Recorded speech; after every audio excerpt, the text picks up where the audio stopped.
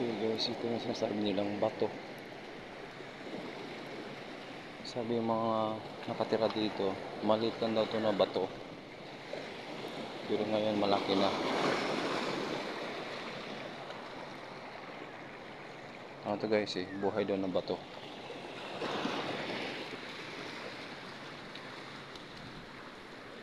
So guys, nandito tayo para video to. Meron dito, kababalaghan daw na nangyari dito Pag naligo ka daw dito ng alas 7 ng gabi,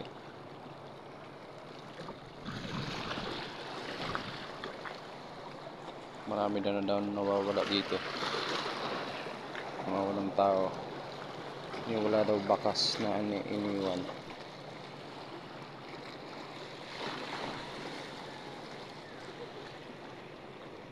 So guys, ito sa parting to. Dito sa parting to guys. Yan. Maraming nawawala. Walang iniwang bakas.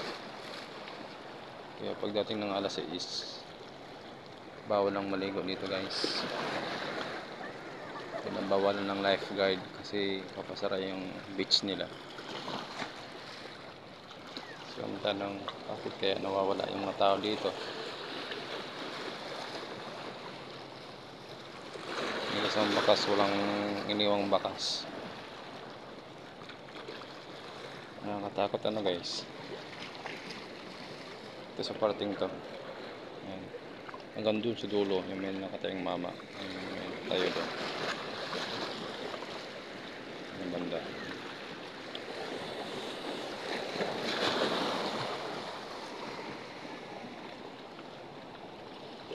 Ano yun? Bumabao na lang o andito may sukoy ba o ano yun? Kinukuha ba ng aswang paggabi?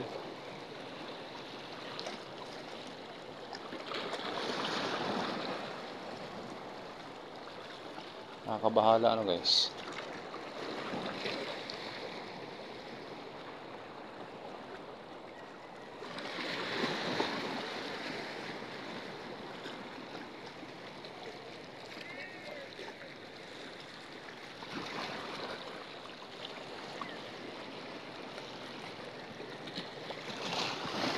Ito kasi malalim talaga ang dagat paggabi.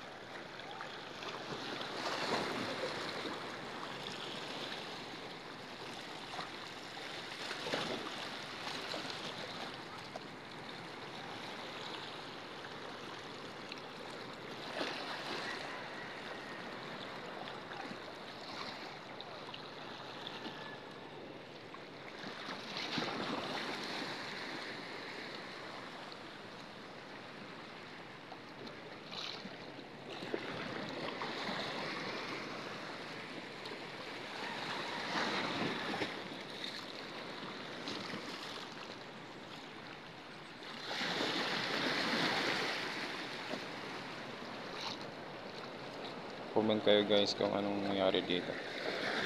Sino nakakaalam dito. Dito sa may Tignawan, Real Quezon.